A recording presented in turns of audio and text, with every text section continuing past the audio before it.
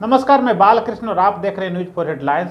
बिहार में नगर निकाय चुनाव के रुकने के बाद अब बिहार में राजनीतिक तौर पे बयानबाजी का दौर जारी है और साथ में कई राजनीतिक दल के लोग न्यायालय की न्यायिक व्यवस्था पर भी सवाल उठा रहे हैं।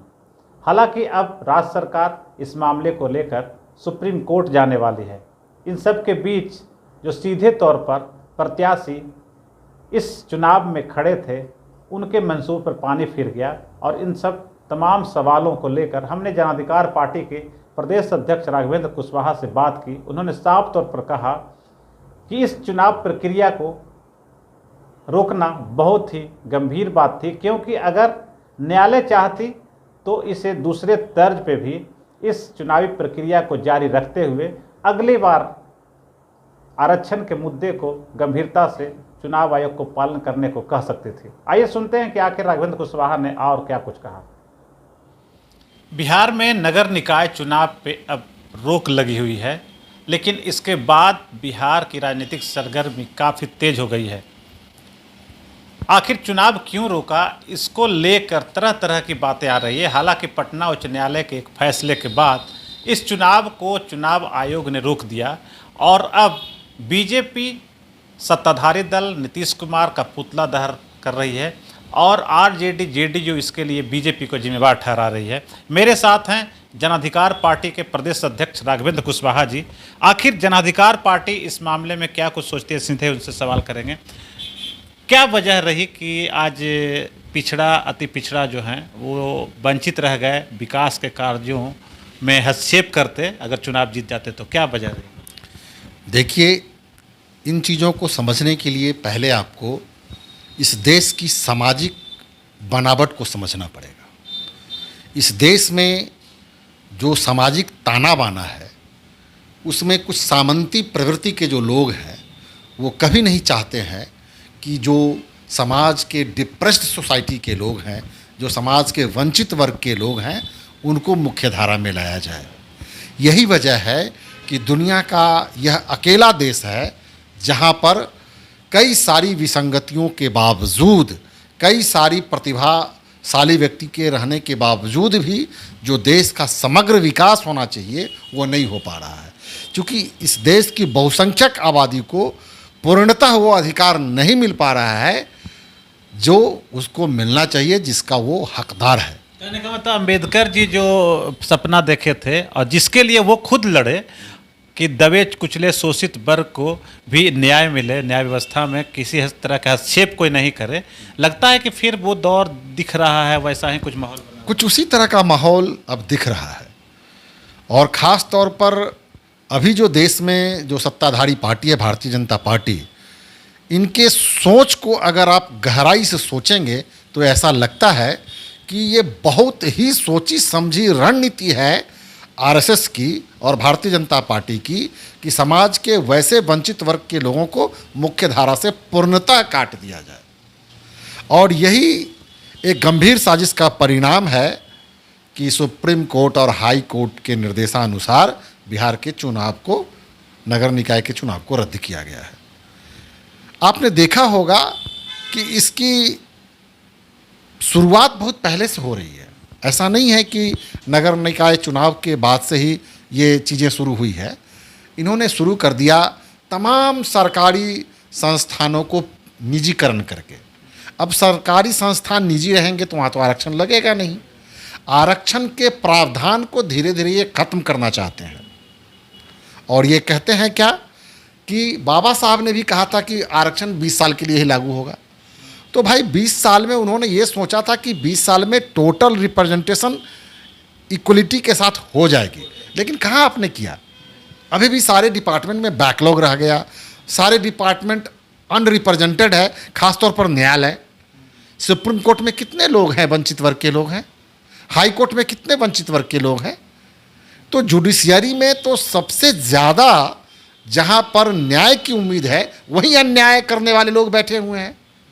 आपने देखा होगा बिहार में कई सारे नरसंहार हुए और उन सारे नरसंहारों में लोगों ने बरी कर दिया सबको। इसका मैंने क्या आप समझ रहे हैं? अखबार में आप लोग के चैनल के माध्यम से सब जगह दर्जनों नरसंहार, सैकड़ों नरसंहार की चर्चा हुई, काफ़ी हाय तौबा मचा, और उन सब नरसंहारों में बरी हो गए लोग, नरसंहार करने वाले लोग। तो आखिर देश जिस दिशा में जा रहा है, उस दिशा में जाने से समाज के बहुसंख्यक वर्ग के लोगों का कल्याण नहीं होने वाला है। मंशा उनकी यहाँ है। नगर निकाय का चुनाव तो एकमात्र एक उदाहरण है, और कई ऐसे उदाहरण मिल जाएंगे। ठीक, इसके पहले पंचायत चुनाव भी हाल ही में हुआ है। पंचायत चुनाव पर कहाँ कुछ हुआ? पंचायत के चुनाव में जो सामंती प्रवृत्ति के लोग हैं, जिनका वर्चस्व पहले से रहा है, वे लोग अब हाशिए पर आ गए, चुनाव हार गए लोग। तो उनको लगता है कि अब हमारी ये इसमें भी होगा, इसमें भी हमारा ये चला जाएगा। अब लोकसभा विधानसभा का चुनाव भी इतना खर्चीला ये लोग कर दिए हैं, ये लोग पैसे वाले लोग, कि अब सामान्य कार्यकर्ता, सामान्य वर्ग के लोग अब लोकसभा विधानसभा का चुनाव भी लड़ने से सोचने पर पड़ते हैं। जो जानकारी है कि 2021 मार्च में गुजरात में भी चुनाव हुआ लोकल बॉडी का, और ठीक उसके बाद वो वहाँ पंचायत चुनाव भी हुआ अगस्त या सितंबर में, जो भी है। और जब वहाँ जब हो सकता है तो फिर बिहार में क्यों नहीं हो सकता है? यही समझने वाली बात है कि भाई यहाँ जब आपके साथ नीतीश कुमार थे तो सब कुछ ठीक ठाक चल रहा था, और आपके साथ नीतीश कुमार नहीं तो सब गलत हो गया। आप कौन ऐसा पारस पत्थर है जो आपके साथ सटेगा लोग तो सब सोना हो जाएगा? अच्छा, तो ये तो अति पिछड़ा के साथ अन्याय है, अन्याय है। राजनीति आप लोग कर रहे हैं, भोग बो रहा है। बिल्कुल अन्याय है। वो अनरिप्रेजेंटेड, पॉलिटिकली और इकोनॉमिकली अनरिप्रेजेंटेड कास्ट है। और बिहार ने, खासतौर पर कर्पूरी ठाकुर जी ने और नीतीश कुमार जी ने, मुंगेरी लाल कमीशन के रिपोर्ट के अनुसार, काका कालेलकर रिपोर्ट के अनुसार, मंडल कमीशन के रिपोर्ट के अनुसार, और कई सारे रिपोर्ट्स के अनुसार, उनके सामाजिक, आर्थिक और शैक्षणिक सर्वेक्षण करा करके इन लोगों ने ये इस नतीजे पर पहुंचे थे कि अति पिछड़ा वर्ग अलग से एक क्रिएट करना चाहिए। पिछड़ा वर्ग में भी जो पिछड़े हुए हैं, ईबीसी, उनको अलग से कुछ रिप्रेजेंटेशन मिलना चाहिए, पॉलिटिकली भी, एजुकेशनली भी और इकोनॉमिकली भी। और इसलिए यहाँ पर विशेष अवसर उन लोगों को दिया जा रहा है। लेकिन ये तो सरकार, जो भारतीय जनता पार्टी की केंद्र में बैठी हुई सरकार है, और न्यायालय में बैठे हुए जो सामंती प्रवृत्ति के जो न्यायाधीश हैं, उनके दिमाग में क्या बात चल रही है कि इन लोगों, न्यायालय अगर चाहती तो इसमें तो ये भी फैसला सुना सकती थी कि क्योंकि ये चुनाव प्रक्रिया कंटिन्यूअस में है, तो इसको अभी इसमें तत्काल जो है चलने दिया जाए, और नेक्स्ट जो भी चुनाव होगा उसमें किसी भी कीमत पे इसको बगैर अति किए हुए नहीं आगे चुनाव होगा। ये दोनों बात होनी चाहिए। यही जब दो चीज़ें इसमें, हम एक ये भी चीज़ कहेंगे कि न्यायालय को अपना फैसला, आप जो कह रहे हैं वो ठीक है कि चुनाव की प्रक्रिया पर रोक नहीं लगानी चाहिए थी। अगली बार से जो होता उसमें देखा जाता, कंप्लीट नहीं, उसकी समीक्षा करते न्यायालय क्या है, आपको देखना होगा कि सरकार का एटीट्यूड क्या है, उसकी भावना क्या है, वो करना क्या चाहती है, उसकी मंशा क्या है। अगर वो अति पिछड़े वर्ग के लोगों को रिप्रेजेंटेशन देना चाहती है मेयर के चुनाव में, या नगर पालिका के या नगर पंचायत के सभापति के चुनाव में, तो इसमें गलत क्या है?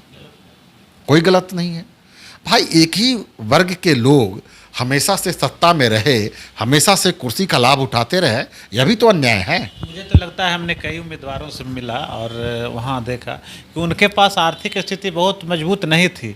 बहुत हिम्मत जुटा के उनको इर्द गिर्द के लोगों के, पास पड़ोस के लोगों ने उन्हें नॉमिनेशन के लिए फाइल करने के लिए पैसे दिए, और वो कर्ज लेकर इधर उधर से लेकर अब इस चुनाव में आए। अब उन लोग की स्थिति इस तरह की हो गई है कि अगर वो चुनाव नहीं जीते तो वो उन्हें एक तरह से कहिए कि दोहरी मार एक तरह से होगी। बिल्कुल, आप बिल्कुल सही कह रहे हैं। अब इससे सामाजिक तनाव भी बढ़ेगा, इससे सामाजिक तनाव बढ़ेगा, और जो समाज में सबको विकास करने की जो व्यवस्था थी वही रुकेगी। अभी आपने देखा होगा, अभी कुछ ही दिन पहले वर्ल्ड बैंक का एक रिपोर्ट आया है जिसमें पूरे विश्व में आर्थिक गैर बराबरी काफ़ी बढ़ रही है, और उसका रेशियो हिंदुस्तान में और ज़्यादा है। तो अगर आप रिप्रेजेंटेशन से वंचित करेंगे बहुत सारे लोगों को, उनको उचित प्रतिनिधित्व नहीं मिलेगा जगह पर, तो स्वाभाविक है वो विकास में पिछड़ जाएंगे वो। तो इस बात पर न्यायालय को बिल्कुल सोचना चाहिए। और ये अब कई लोग इस पर न्यायालय पर टिप्पणी करने से घबराते हैं कि हम न्यायालय पर टिप्पणी नहीं करें। भाई, तो न्यायालय पर टिप्पणी कैसे नहीं करिएगा? अगर न्यायालय पर सारे फैसले सही होते तो आपके जिला न्यायालय के फैसले को उलट करके खिलाफ में हाई कोर्ट में जाते हैं लोग, हाई कोर्ट के फैसले गलत हो जाते हैं, सुप्रीम कोर्ट उसी फैसले को गलत कर रहे हैं। तो न्यायालय पर टिप्पणी तो आपका न्यायालय प्रक्रिया ही कर रहा है। खबरें ये भी आ रही है कि न्यायालय का फैसला गलत कर देते हैं, हाई कोर्ट के फैसले को गलत कर देते हैं सुप्रीम कोर्ट। तो ये सारे तो माननीय न्यायालय ही हैं। तो आप पहले फैसला, इसका माना है बेतुका दे रहे हैं। ये 3 चरण है, इसलिए ये सब बहुत दुखद स्थिति है समाज के लिए और सीधे तौर पर व्यवस्था के लिए भी दुखद स्थिति है। सीधे तौर पर पॉलिटिकल पार्टी के वो लोग जो सत्तासीन हैं, वो लोग न्यायालय में जो बैठे हुए न्यायाधीश, उससे भी कहने का मतलब कि अपने हम तो मांग करेंगे कि न्यायालय में भी, उच्च न्यायालय और सर्वोच्च न्यायालय में भी आरक्षण के नियमों का पालन होना चाहिए। जिसकी जितनी संख्या, उसको उतनी हिस्सेदारी देनी चाहिए। उनके सोसाइटी के लोगों को रिप्रेजेंटेशन मिलना चाहिए। और केवल देश के प्रधानमंत्री बनने से, राष्ट्रपति बनने से और मुख्यमंत्री बनने से ये काम नहीं चलेगा। मुख्यमंत्री कितने हैं देश में? दलित वर्ग के लोग, अति पिछड़े वर्ग के लोग। राष्ट्रपति तो आपने बना दिया, प्रधानमंत्री बनाइए तब ना। आप जानते हैं कि इस देश में जो डेमोक्रेटिक सिस्टम है उसमें प्रधानमंत्री पावरफुल है, मुख्यमंत्री पावरफुल है। यहाँ पर भी रिप्रेजेंटेशन उनको मिलना चाहिए। तो छोटे स्तर से शुरू हो रहा था, वहीं से इम्पावरमेंट, पॉलिटिकल इम्पावरमेंट मिल रहा था। ग्राम पंचायत से पॉलिटिकली इम्पावर्ड हो रहे थे लोग। नगर निगम, नगर निकाय के चुनाव में भी वो लोग इम्पावर्ड हो रहे थे। तो ये प्रक्रिया चल रही थी धीरे धीरे। इस प्रक्रिया को अनवरत रूप से चलते रहना चाहिए था, लेकिन ये गलत है। अच्छा, अब क्या होगा राघवेंद्र जी?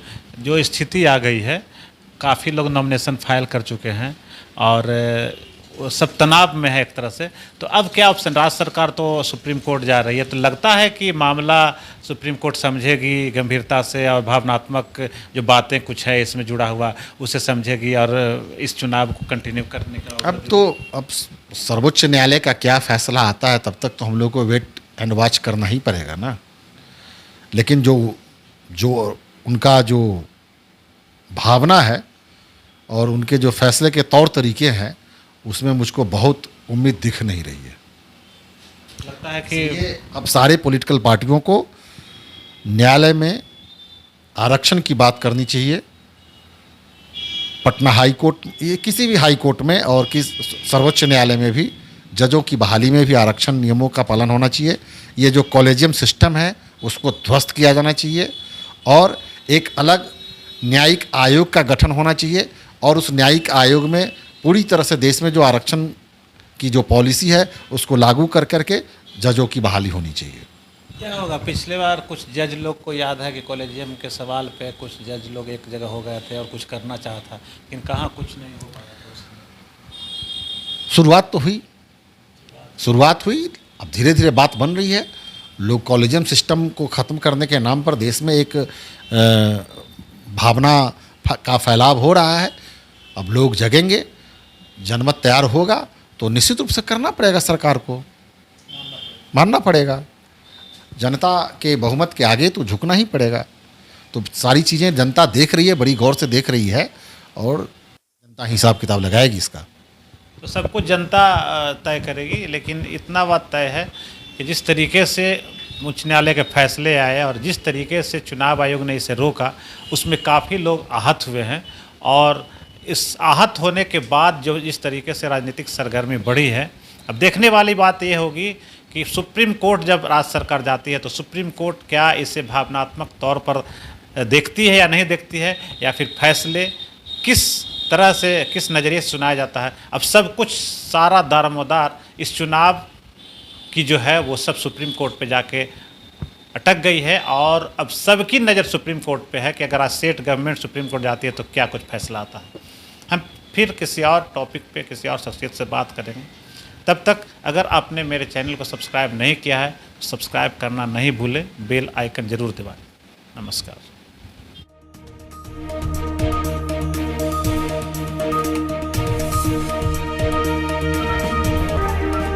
अगर आपको ये खबर अच्छी लगी तो चैनल को सब्सक्राइब करना नहीं भूलें और बेल आइकन जरूर दबाएं।